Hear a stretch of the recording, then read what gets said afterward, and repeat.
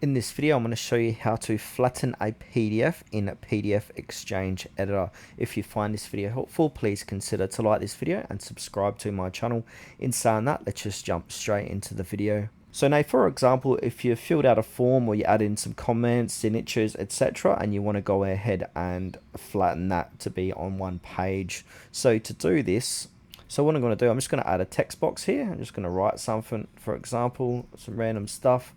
We can also add a sticky note. So I can add a sticky note, say here or here, gives that some content. All right, now if you want to go ahead and flatten it, come up to the top, make sure you're in the comment tab, then to the far right under these tabs, go ahead and click on flatten. Now it's going to say here page range, one page is selected. So depending on your page you got, you can flatten all pages. I've only got one. So now I want to do all, and then we got options, flatten, and then go ahead and click on OK. Now what that does is we can't edit these text fields or edit these notes because we have flattened it.